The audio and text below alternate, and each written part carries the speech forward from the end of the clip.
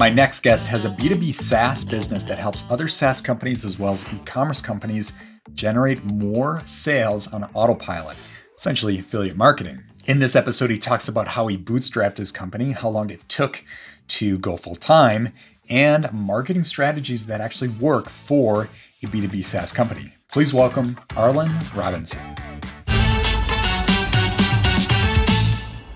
Arlen, welcome back to the show. Oh, thank you, Sean, for having me. I'm super excited to talk to you and see what I can impart in your listeners and viewers. Yeah, last time we talked about your SaaS business. We'll talk a little bit more about that today and how you built the company, but we're really going to dive into sales and marketing today. But first things first, for the people listening, if they don't know who you are, if you could try to take a few minutes here and tell us about your backstory.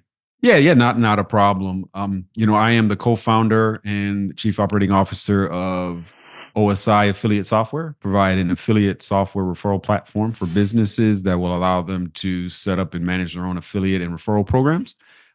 We've got primarily e-commerce businesses, but we also have service-based businesses, SaaS companies using the software, and been at it for a long time.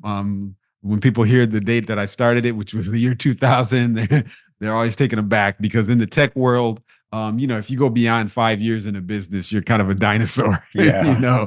So as you know, Sean, it's kind of typical, not too typical to run a technology company for more than 10 years or so without kind of doing something, pivoting or transitioning. But we've been at it for the long haul. We've started off as a full service web development agency, and interesting story with it. For those that aren't familiar with what it takes to do life cycle web development. We were doing it for a while, starting in the year 2000, dealing with a lot of different startups, different agencies, different organizations, creating a full web presence for them. A lot of times we were doing front end and back end work. We did a lot of custom web development. We did some really cool things.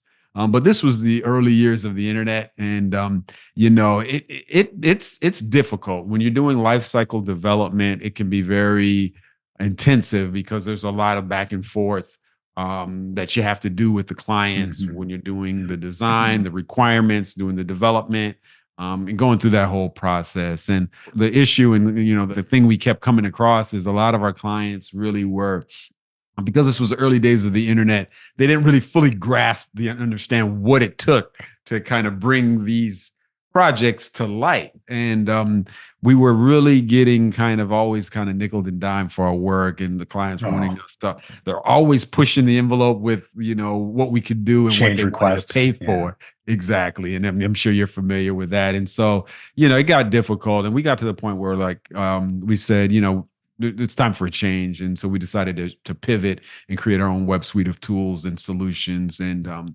that's where our OSI affiliate software was birthed. I'll get a little bit into how we kind of came up with that solution.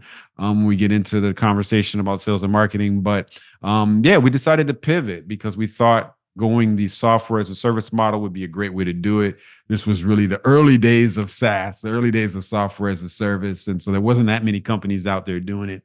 But we saw there was a lot of needs, and based on what we saw from the clients that we had, the needs that they had, we were just clients after clients were having the same needs. And these were from needing to do e-commerce online, needing to email, creating an email mailing list solution. So we had those tools. We even had a live chat solution.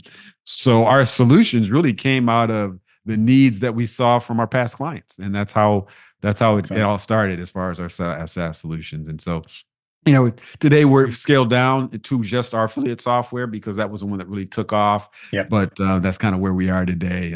Outside of that, Sean, I'm also the host of the e-commerce marketing podcast. We're excited to have you on. You were on, I think, last year or so on the e-commerce marketing podcast, which is an interview style podcast that we started in 2014. Believe it or not, as a way to empower not only our customers, but anyone interested in e-commerce marketing strategies. And each episode we drill down on a specific e-commerce marketing strategy. Sure. That's a little bit about myself. Yeah. early adopter with both the business going back 20, 24 years now, and then going back Yep. 10 years with the podcast. Yes. My podcast is like 3 years old. Right. But when did you make the pivot? I don't know if asked that last time you were on, but what year was that? Yeah, we made the pivot initially. I want to say about 2005, 2006. So we were Okay, about a good 5, 6 years into the business.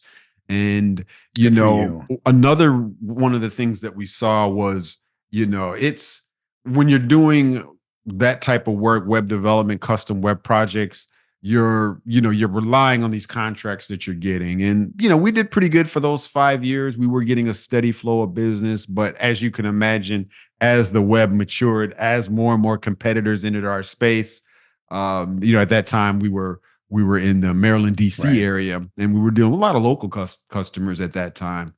We didn't really kind of expand beyond that area until we launched our SaaS solutions. But at that time, we were doing a lot of local companies, and it became more and more difficult to get more new projects. And so, anyone that's familiar with that type of work, you're going from feast to famine, because if you Yeah. don't have any projects going on, you're not pulling in any work, you're not billing, for any hours, and you're It's just kind of tough. living off past work, and that becomes really difficult.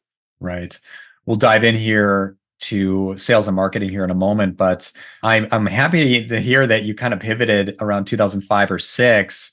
I actually started an agency in 2006 and then got out of that and went through a merger in 2010, but that was terribly difficult business model to create because it was a service business and it was project based. Two boxes you don't want checked, in my opinion. If somebody out there has an agency and you love it, great, go do that. But I found it was like you get done with a project, the revenue ends for that project. Guess what? You Yep, got to go hunt for another project. exactly. And we had a team and they did a great job, but it's like you're managing so many projects at once that are coming to completion. And then you go like, a month or two, like without a big injection of cash flow. And it was just like peaks and valleys in revenue. It was very Yeah. inconsistent. It was not smart. And I remember you touched on the issues with customers. Yeah, I found that people could not grasp how much time it took to make small changes. And then they want to go back and forth on those changes all day. And it's like Yeah. you just run up a tab, and next thing you know, you don't make any money on your Yeah. on a basic website. Yeah. Exactly, exactly. Yeah, it became difficult. I think, what sustained us, I think those 5 years, a lot of it has to do with how we initially got our first project, really. I mean, kind of a quick story, a backstory as to Hmm. what got us to where we are, what kind of sustained us for those 5 years was like a kind of a key relationship that we built initially. So, myself and my business partner, we're both graduates of Howard University in Washington, D.C. We were computer engineering majors. And so Hmm. right after we graduated, this was early or late 90s. Right after we graduated, we both worked for some computer consulting firms for a couple of years. And on the side, we knew that we wanted to create our own company. My business partner was a good friend of mine. We were both in the same major. We actually are both from the same hometown, Evanston, Illinois. But funny story, believe it or not, we weren't friends in high school. I knew of him in high school, but when we went to college, we saw that we were in the same major. I was like, hey, don't I know you? Aren't you from my hometown? That's cool. And because I think he was in one of my classes. So that's how I knew him. And we became great friends after that. And so during our kind of college years, this was really the birth of the internet, and we saw it kind of birthing in front of our eyes and developing, and we're like, all right, we kind of think we may want to be a part of this from the business aspect of it. So after we graduated, we were working for consulting firms for a couple of years. We decided to lay the groundwork for a full service web development company. And so, as you can imagine, how do you start something like that? We didn't have business experience. We were tech guys, we were Hmm. computer engineers. And so we were really kind of living off the seat of our pants. And so to get our first clients, one of the things that we did is we attended a church in DC, and we said, okay, why don't we just put some flyers on cars during this church service. So I think one of the services, I slipped out early. I put flyers that we hand printed on a printer on the, but between Windshields. the Yep. windshield wipers of the cars. It was a pretty big parking lot in DC area. And so, believe it or not, one thing led to another. A couple of days after that service, we got a call from a gentleman that used to work for AOL, America Online. For those of that I are familiar, that remember was the premier internet service back in the the day. CDs. Exactly, exactly. And so he used to work for them, but he left the company and was pretty much I guess you can say almost a tech lead for a lot of startup companies. He was almost like I guess you could say almost like a chief technology officer on a consulting basis, if you will, for a lot of startups, because there was a lot of startups in the area that needed guidance. And, he had that background. He had a lot of relationships. He knew technology, at least from, a certain level where he'd be able to kind of coordinate requirements and specifications. And so he introduced us to a company, a small startup that funny or not, the funny thing is that it was almost like an early version of YouTube that they were developing. No kidding. It was called TV on the Web. And so they wanted to pretty much put channels, cable channels, and specific media online. And this was, way before YouTube. The whole concept for YouTube didn't exist, and they wanted to do it. And so we met with them through the introduction with the gentleman from our church, and they liked what we could offer, and we hit the ground running. They decided to go with us, and so cool. We decided to go with the outsource model as far as our developers are concerned. And so we hired a developer actually from the Philippines. That was our main developer at that time. We developed their project. There was 2 phases of it. And, that was really what birthed our business. That gave us, enough resources for me to go full-time with the business. My business partner, Tyreek, joined me shortly after that. And, we've kind of been going ever since. And that's really what started us. But that relationship led to that relationship with the gentleman that worked for AOL led to a lot of other relationships. He probably introduced us to maybe at least, I want to say 3-4 other customers at that time, businesses, other organizations where we did web work for them. And so that's really what kind of got us going and propelled us through that 5-year period until we decided to make that pivot. The agency model, I found referrals are the best way to go. And it's not a high volume business. It's not like, hey, we can serve 100 customers tomorrow. It's like 1 or 2 or 3, at a time, maybe dial that up to 6, 7, 8, something like that. And then you finish projects, you bring in more, so that's great. How many employees did you have at that time?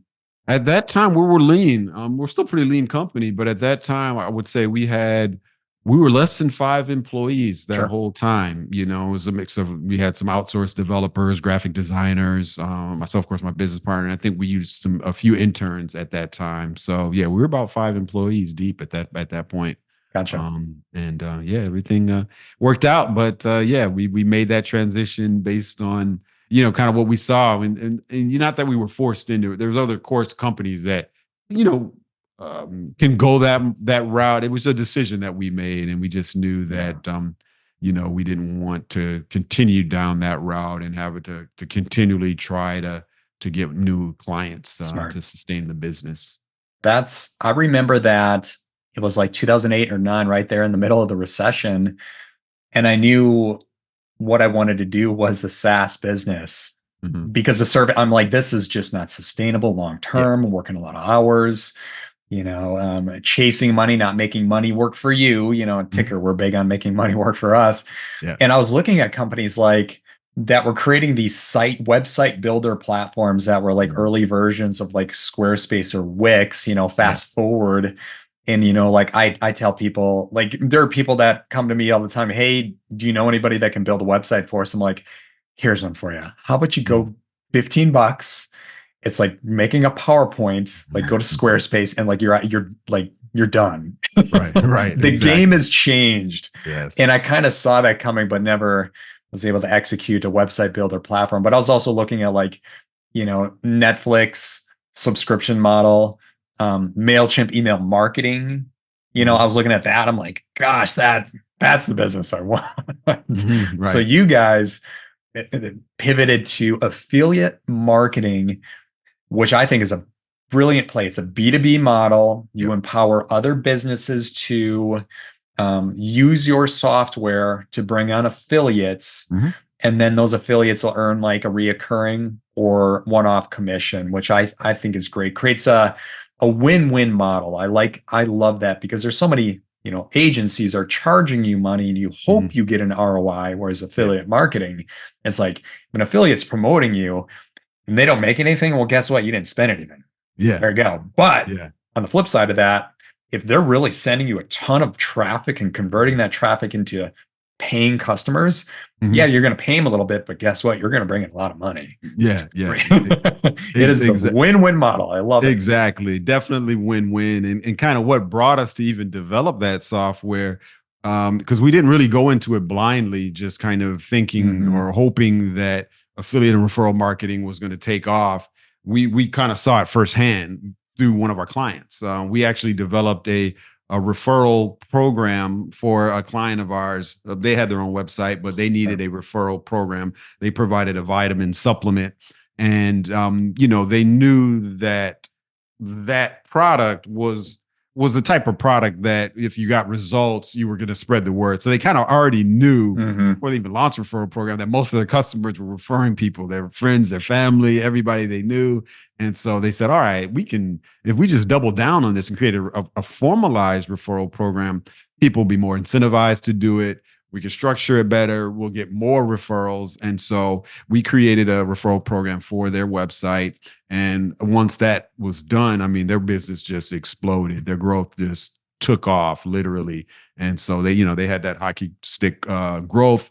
It really took off. And so when we saw that, there was more and more chatter about online about referral marketing, affiliate programs. And so we said, okay, this wasn't a coincidence that, this company just took off like that. This wasn't just like a one-off thing. This is Mhm. something that really is going to be big. And so we said, okay, let's see how we can create a SaaS solution that can just service and meet the needs Yeah. of a variety of companies that are looking to do it. Yeah. And I think I did ask this last time you were on, but I'd love to hear it again. And then you can share this with your audience. How long did you kind of balance the agency model and affiliate model at the same time?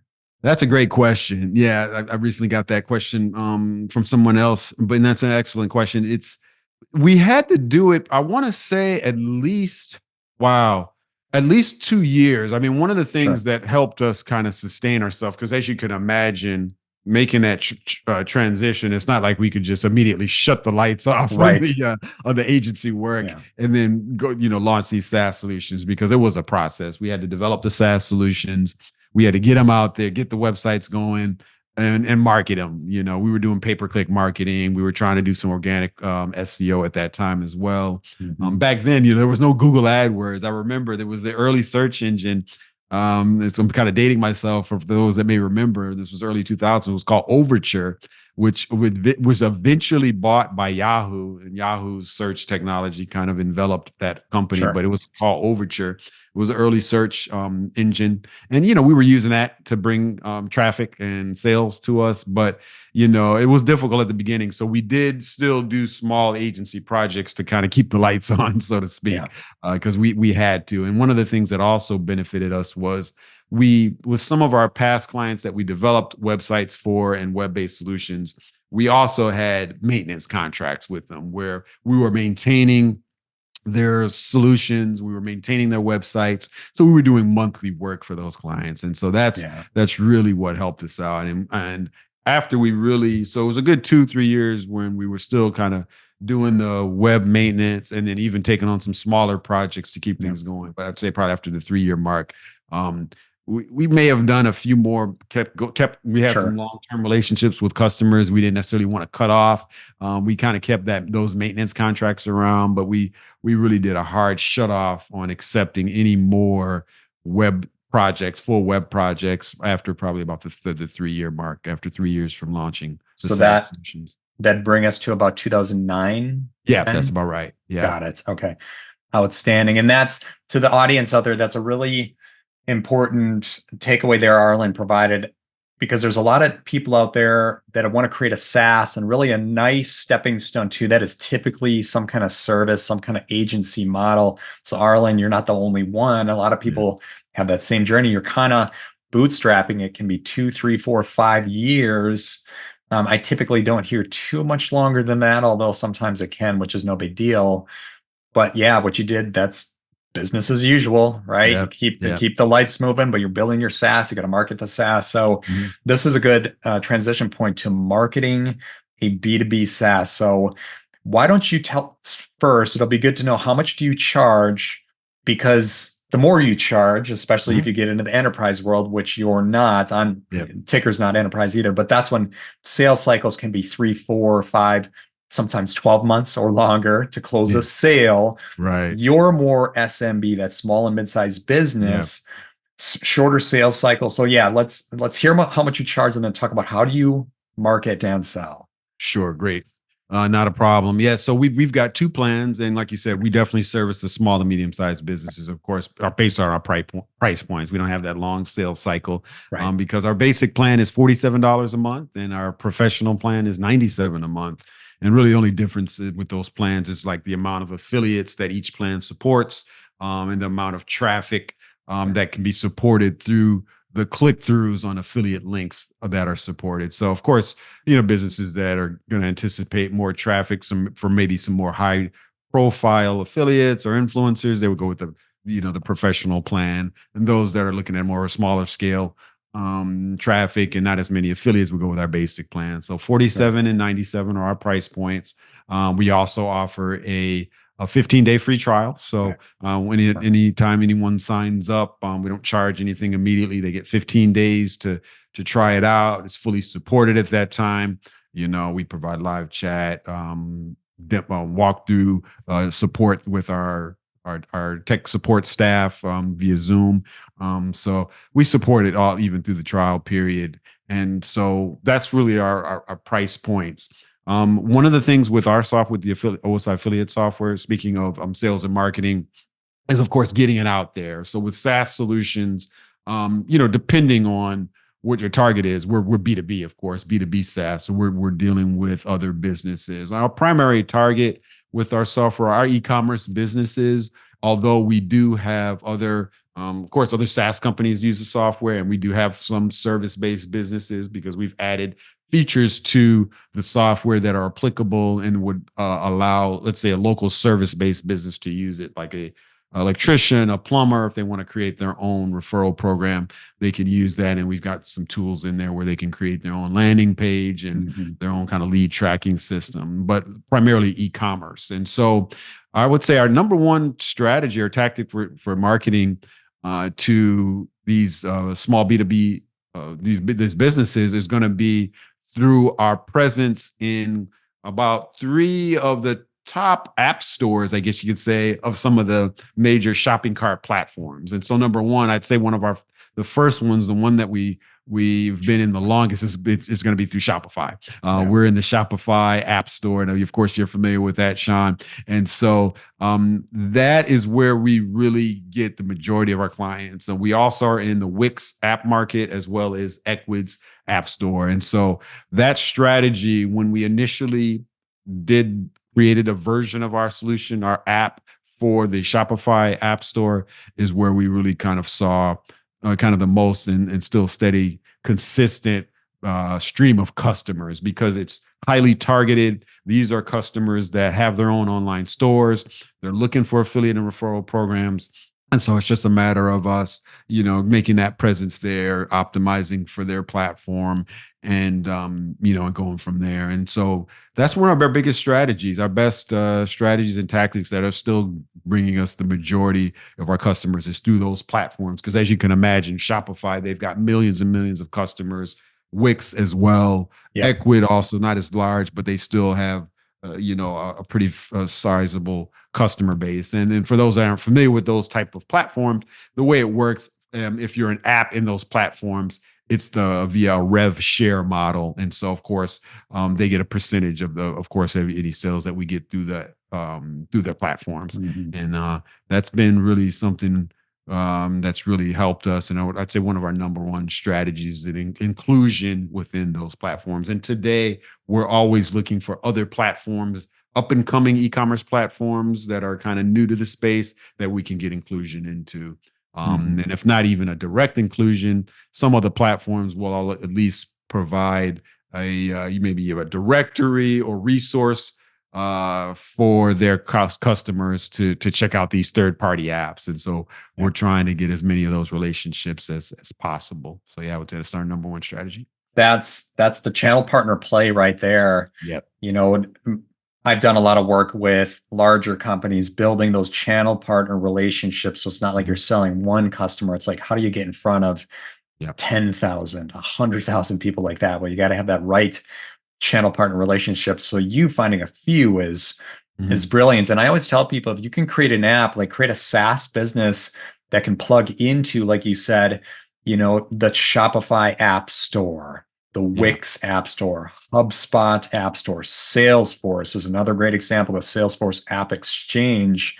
You put something in that marketplace, let other businesses that are using, for example, Shopify, use your app. It's like you cannot just get one customer, you could get 100 customers in a day just through Exactly. that. Yeah, it's Exactly. brilliant, brilliant play. How do you, this was a question I did not ask you last time you were on, how do you separate yourself from the other apps on that platform? Because there's so many in that ecosystem. How do you stand Yeah. apart? Yeah, great question. It is difficult, but more and more difficult, especially with the larger platforms like Shopify, as you can imagine. Sure. Their app store is, I mean, I don't know the numbers of apps that are in there now, but it's definitely thousands upon thousands of apps that are they're Mhm. in their app store. And so you do have to stand out. One of the things that we're doing, and it's kind of an ongoing process, is trying to get as many top and positive reviews from customers because That helps. Yeah. like any listing or directory system, there's a 5-star rating on most of these platforms, and so the more reviews the better. That definitely makes you stand out from your competitors, and so we're doing things on our end to have different review campaigns where we're asking customers for reviews, customers that have had a positive experience. We're trying to get as much feedback as we can. That's one way that we do to stand out.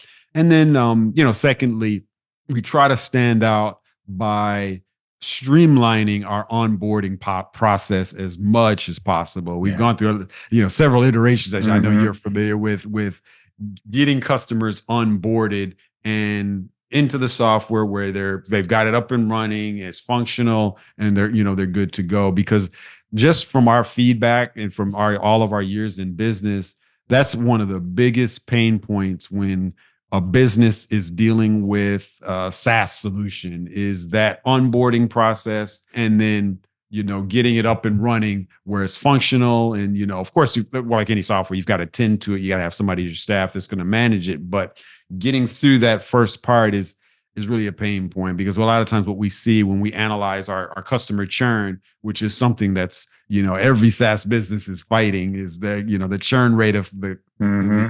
customers churning out. They're signing up for your trial, they're canceling, or they're using it for a couple months, they're canceling. A lot of times what it is everybody's so busy these days. Everybody's overwhelmed with what they're doing, especially business owners. And so they know maybe your affiliate marketing is something they want to do. They've seen other businesses that are successful. They've heard the podcast. They want to do it. Hmm. They get in there and they're fighting fires in their business. They've got other Yeah. responsibilities. There may not be somebody on their team that has enough time to take on these things. So they try the software, and then they, if it's not smooth enough and that process is not clear enough, they're going to cancel out. And Yeah. so one of the things that we've done is try to highlight in all of these directories is our ease of use and ease of setup. So we've kind of got like basically a 3-step getting started wizard that steps all of our customers through setting up that initial program and getting up and running. And on top of that, we offer an unlimited amount of one-on-one support calls with our customer success team. So any of our customers that still need some help and want some continued help at any point of them using it, they can schedule a 30-minute session with somebody on Sure. our team that'll walk through anything that they need, any questions they have, and help them out that way. I love the optimization of the onboarding. There's a lot of SaaS platforms that talk about that's kind of like an area of low hanging fruit is how do Yeah. you create an exciting process, but also very easy to use. I love the 3-step framework there. Like if you got 20 steps, it's like, okay, people are going to get lost, Yeah. 3 steps, get in, and within 3 steps, you should be able to realize some value. Mhm. So it sounds like you're doing that. I'm curious here, with your trial, do you require a credit card upfront, or do you ask for the credit card after the trial ends? Yeah, great question. We've always gone with getting that credit card up front, Okay. and rather than not after the end. I think at the end that would be considered like I guess the freemium model, where or just a trial up front where you're not collecting the card. Yeah, yeah. That's always been a debate, of what we Hmm. should do. We've even thought about switching it, but I think historically, our kind of take on it is we want to get people that are serious. They're willing to give their credit card up initially, even though they're not going to be charged, because we feel going the other route, where if it's really easy for people to sign up, our take on it is that people may play around with the trial. They haven't put their credit card in it, so they may not be that serious about it. So, Right. we a lot of times we go on both sides of the fence. We've debated about doing it the other way, but for us, it's worked for us, accepting the credit card, Yeah. up front. I would keep it. It is a debate. I know a guy out there, Neil Patel. I was reading a Yeah. blog post. He comparing the two with data. What are the conversion rates? And at the end of the day, it was almost like a horse apiece, Yeah, exactly. right? I found that with the lower touch B2C SaaS, like that's more ticker.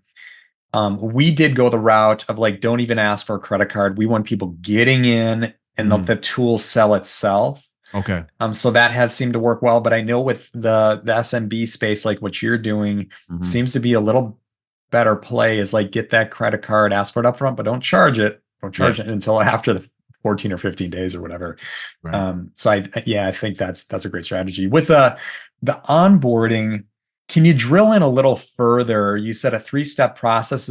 Is there anything definitive that you did that made a difference with getting people to stay?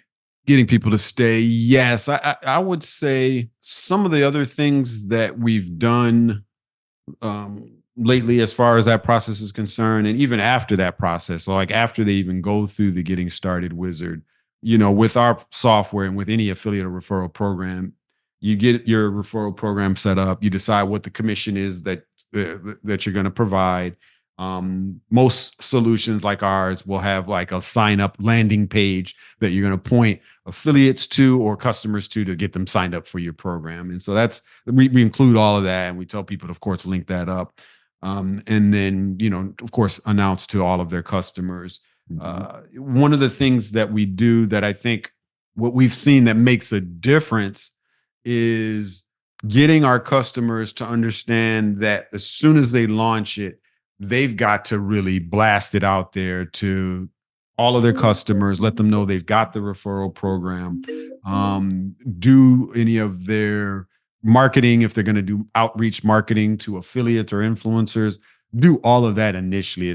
From day one, as soon as the program is launched, because one of the things that we've seen is for those customers that don't churn out, they do that push initially really hard, and they're able to get onboarded, a number of affiliates and influencers, and even their own customers, and so that are steadily promoting. Because as you can imagine, if you start getting affiliates and influencers early on from day one, promoting your brand, and whether or not they're getting, sending you conversions, but if you're seeing traffic coming through, you're going to be slower to shut things off and Yeah. give up on the program or pivot from it, because you've got these active affiliates and influencers that are sending you traffic. And you're not going to want to shut that down, because that Mhm. that really kind of can tarnish your relationship, really, especially if you've got some high profile people going on. Of course you can pivot. The brand could pivot. They could always say, oh, we're switching platforms, or we decided to take a break on it. But that doesn't really sit well for you as a business if you're doing those things, especially for people that are sending you traffic, that maybe they're earning commissions. And so a lot of what we're doing is educating people and letting them know that they should do that initially from day one. And so we do that in our onboarding sessions when we meet with our customers. We provide an email template that they can use to blast out to their customers. We even have a directory that they can get their affiliate program listed in, and just as another way to get exposure. And so that's really what we've seen that really has made a difference. So it's almost like a template they can use to start affiliate marketing. It's almost like you've got copy. Do you provide like a sequence of emails, or is just like one? We have an initial email. Okay. We've talked about other resources, and that's one of the things that we've kind of seen over time that we do see that could definitely make a difference. Because one of the things that we're hearing from a lot of our customers is, they want everything to be turnkey for their affiliates and influencers.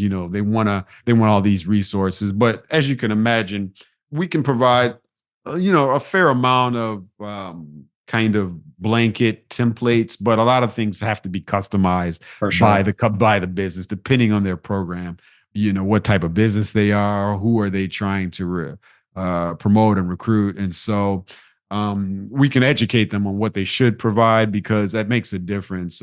We really see that those affiliates that are the most active are going to be the ones that have all of those materials readily available, social sharing images, copy for social posts, copy for text message and things like that. And that's one of the things that we're thinking about now, because as you can imagine with AI, it's a lot easier to come up with this type of text. And so, in the future, I know we're going to be thinking of ways in which we can integrate AI tools for the creation, not only from the admin standpoint, but even from the affiliate standpoint, where they can create their own ad copy on the fly using some AI assistance, and social post text, all of that.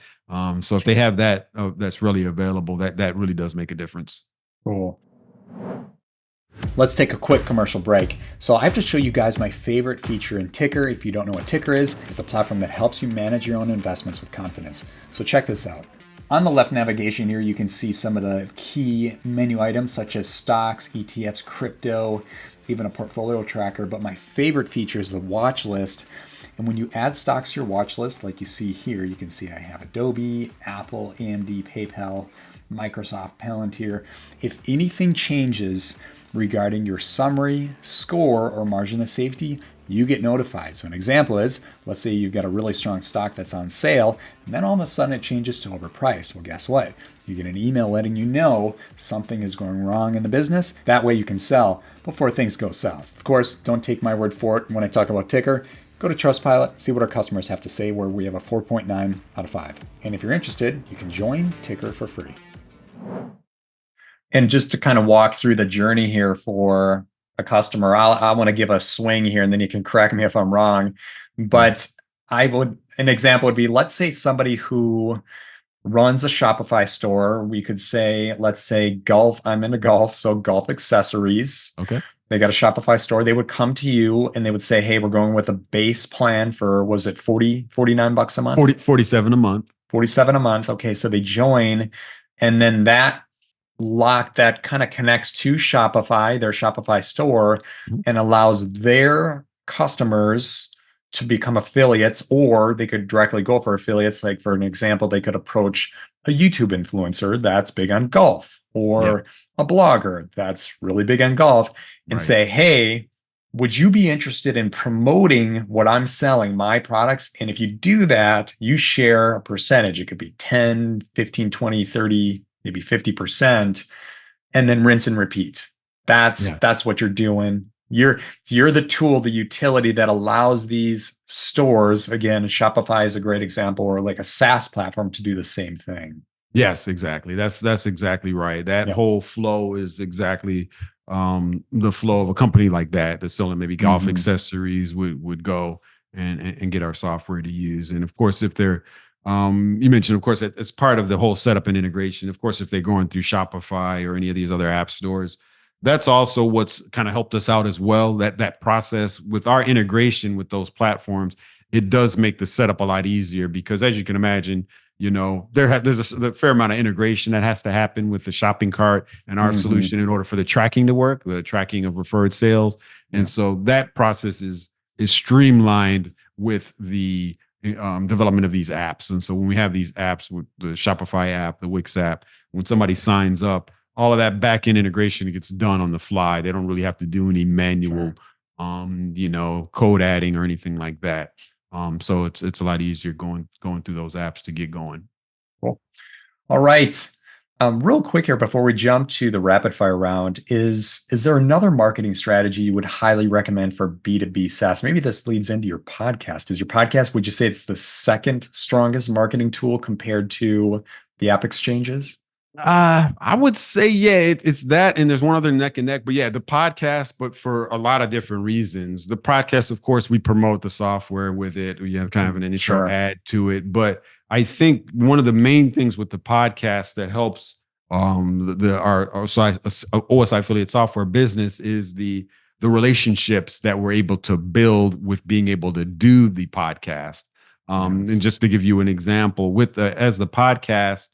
as being able to have the podcast, as you know, we're doing a lot of outreach with OSI affiliate software for to other companies. Maybe we're trying to do content collaborations. Maybe we want to do guest posting on other sites that are in our particular space. By us having this podcast, that kind of gives us it allows us to stand out first off, and it allows us to not only do an outreach where we're just doing an immediate ask. We're doing an offering where we're Mhm. telling businesses, we're telling partners, why don't you just come on and be a guest on the podcast? We've got thousands of listeners every month listening, and you can get exposure. And so we're saying what we're offering up front, and then once we've got that relationship done, they've been on our podcast, and we've kind of got to know that business or that partner a little bit better, then we can kind of facilitate them over a in-depth relationship on, how can they help us? And so Yeah. it really helps us kind of lead by being able to offer this opportunity to any business or partner that we have. And so, yeah, I would say, definitely, I would say probably number two strategy for us by mainly through the relationship building. I've done Totally. the podcast with you. I've been on your podcast. Yeah. This is the second time you've been on our podcast as well. And so that type of relationship are things that can be facilitated by having it. So Yeah. yes, that's definitely the big thing. And then I would say kind of neck and neck with it is going to be or organic SEO. Okay. We really kind of doubled down on that midway through the creation of our SaaS solutions. We knew that we needed to really get that down. And so myself, my business partner, we kind of met with our team and we said, all right, we got to get this going. We got to get some SEO going. We got to figure Mhm. out how this is going to work. And so or my business partner, he kind of led going through some online courses of some pretty prominent bloggers that were offering some online courses that really kind of helped kind of changed the game for us and really increased our traffic, Yeah. increased our sales at the same time. That's awesome. All right, let's transition to the rapid fire round. I probably won't be able to do all questions here because we're getting close to the top of the hour. However, Sure. we can get through a few. So if you're ready, try to answer each question in 15 seconds or less. All right, All no right. problem. All Got it. right. First question. What is your favorite podcast? Favorite podcast. I'm not going to be, but of course, I'll be biased to say my podcast, e-commerce marketing podcast. But outside of my podcast, it would be the Marketing School podcast by Neil Patel and Eric Sue. Nice. Awesome. All right. What is a recent book you read and would recommend? Never Eat Alone. It's a great book on how to network and facilitate relationships. Awesome. All right. And one more here. What is your favorite movie?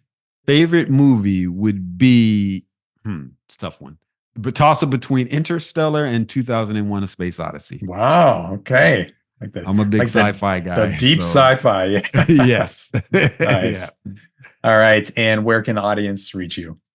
Well, the audience can reach me as far as like everything that I've got going on by going actually my website, arlenrobinson.com. They can take from there. They can kind of get to everything I'm involved in, which is our main company website, our OSI affiliate website. The easiest way to get to that is just going to getosi.com, and they can check me out. But if they go to arlenrobinson.com, they can take a look at all of our web assets, and you can get access to all of my social handles from there as well.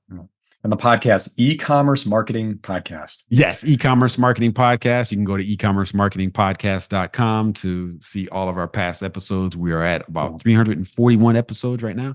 Nice. And steadily going strong. All right. Well, thank you so much for your time, Arlen. We'll see you.